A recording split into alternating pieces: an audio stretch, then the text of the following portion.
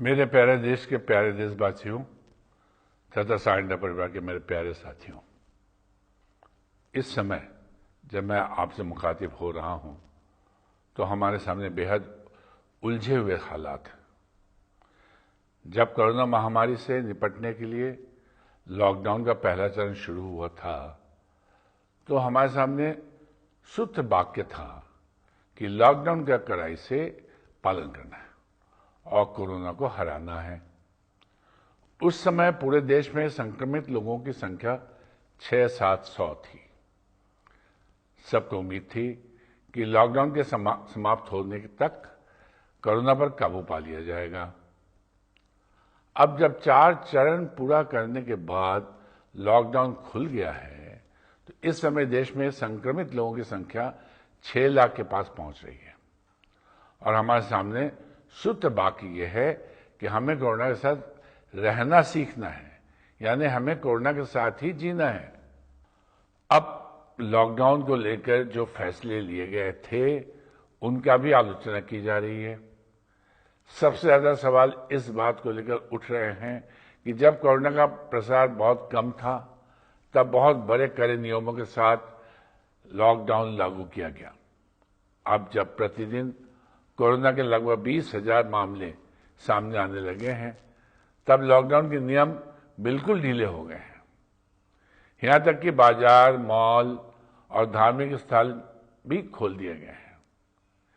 ये उस स्थान है जहां सर्वाधिक लोग जुटते हैं और जहां सोशल डिस्टेंसिंग का पालन करना बहुत कठिन होता है।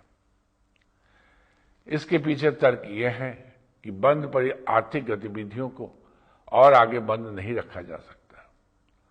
अगर आर्थिक गतिविधियां शुरू नहीं हुई तो देश की अर्थव्यवस्था चरमरा जाएगी और करोड़ों लोग बेरोजगारी और भूखमरी के शिकार हो जाएंगे। यह सही भी है कि आर्थिक गतिविधियों को अधिक समय तक रोक कर नहीं रखा जा सकता। तो आज हमारे सामने स्थिति यह है कि कोरोना के तीव्र फैलाव के बीच हमें अपनी आर्थिक और सामाजिक गतिविधियां भी जारी रखनी है। अब हमारे सामने 2 स्थितियां बहुत साफ है। पहले ये कि सरकार और स्वास्थ्य सेवाओं की सीमाएं हैं। स्वास्थ्य सेवाएं एक हद तक ही हमारी मदद कर सकती है। दूसरी स्थिति यह है कि कोरोना के फैलाव में कोई कमी नहीं आ रही है, इसलिए ना तो हम असावधान रह सकते हैं ना निश्चिंत रह सकते हैं। दूसरे शब्दों में कहा जाए, अब हमें स्वयं अपने ऊपर ज्यादा निर्भर रहना होगा। हमें कोरोना के विरुद्ध लड़ाई में स्वयं ही योद्धा बनना होगा। मैं इस बात को दोहराना चाहता हूं कि आज की स्थिति में हमें कोरोना के विरुद्ध लड़ाई में स्वयं ही योद्धा बनना होगा। पहले से कहीं अधिक सतर्क रहना होगा।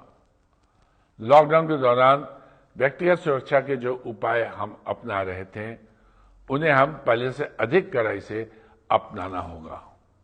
घर से बाहर निकलते ही मास्क लगाना, कार के मुताबिक दस्ताने पहनना, सैनिटाइजर का प्रयोग करना, साबुन से बार बार हाथ धोना, सोशल डिस्टेंसिंग का पालन करना, भीड़ का हिस्सा ना बनना, ये सारे उपाय जारी रखने होंगे। अपनी देखभाल स्वयं करनी होगी।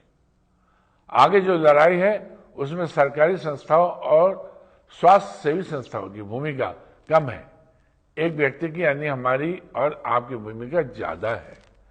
कहने की जरूरत नहीं है कि हमारी ये भूमिका बेहद चुनौतीपूर्ण है। हमें स्वयं को ही नहीं बचाना है बल्कि अपने परिजनों को भी बचाना है और अपने आसपास के लोगों को भी बचाना है।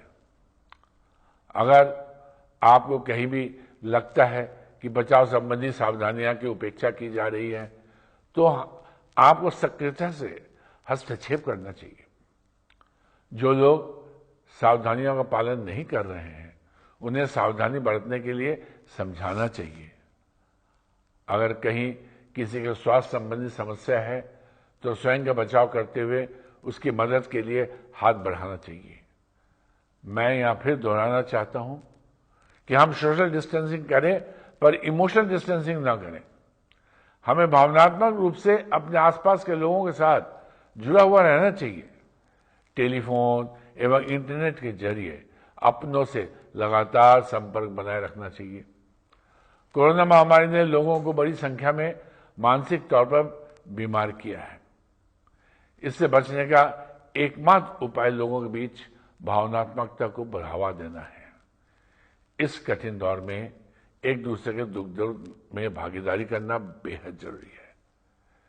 यहां मैं एक बात और कहना चाहता हूं कि हर समाज में कुछ ऐसे गैर जिम्मेदार लोग होते हैं जो हालात की गंभीरता को नहीं समझते। ये लोग जानबूझकर या अनजाने में बचाव संबंधी उपायों की उपेक्षा करते हैं, दूसरे के प्रयासों का उपहास आलोचना भी करते हैं, भ्रामक जानकारियां भी फैलाते हैं और अफवाहों के प्रसार का हिस्सा बन जाते हैं। ऐसे लोगों के कारण कोरोना के विरुद्ध लड़ाई कमजोर पड़ती है। ये लोग स्वयं भी संकट में पड़ते हैं और दूसरों को भी संकट में डालते हैं। ऐसे लोगों को रोकना और समझाना भी हमारी जिम्मेदारी है। हमें ये जिम्मेदारी निभानी ही होगी। मेरा कहने का तात्पर्य यह है कि इस समय हर व्यक्ति की जिम्मेदारी बढ़ गई है। हर व्यक्ति को अपनी इस जिम्मेदारी को समझना होगा। कोरोना भले ही फैल रहा हो, लेकिन कोरोना को हराने के अपने संकल्प को और अधिक मजबूत करना होगा। जो भी व्यक्ति और संस्थाएं कोरोना के प्रसार को रोकने के लिए सक्रिय है, उनके साथ पूरा सहयोग करना होगा। स्थानीय प्रशासन के साथ सहयोग करना होगा। साथ ही अपने इस संकल्प को लगातार मजबूत करते रहना होगा कि हमें कोरोना की हराना ही है। हमें कोरोना के साथ ही रहते हुए कोरोना को हराना है। आज हम ये उम्मीद नहीं कर सकते कि कोरोना से पहले हम जैसा जीवन जी रहे थे वैसा ही जीवन हमें तुरंत मिल जाएगा। हाल फिलहाल इसकी संभावना नहीं है, क्योंकि कोरोना के साथ लड़ाई लंबी है और कठिनाइयों का दौर भी लंबा है। इसलिए हमें बिना किसी शिकायत के कठिनाइयों के साथ रहने की आदत डालनी होगी। इसका भी ध्यान रखना होगा कि हमारे भीतर निराशा पैदा न हो, न हम खुद निराश हो और न अपने संगी साथियों को निराश होने दें। एक सच्चे योद्धा का धर्म भी यही है और कर्तव्य भी यही है। मैं हमेशा कहता हूं कि सकारात्मक भावनाएं मनुष्य को ऊर्जा प्रदान करती है।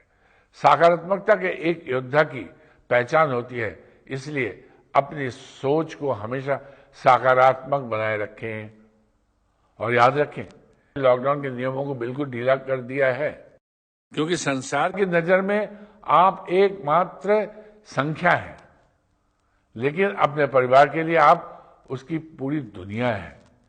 इसलिए अपने लिए, अपने परिवार के लिए एक सच्चे योद्धा की तरह कोरोना को हराने के अपने संकल्प को मजबूत बनाए रखें, इस विश्वास के साथ कि कोरोना हारेगा और अंतिम जीत हमारी होगी। जय भारत, जय मानवता। आपका हितैषी शुभोत्तर सहारा, सारा प्रणाम।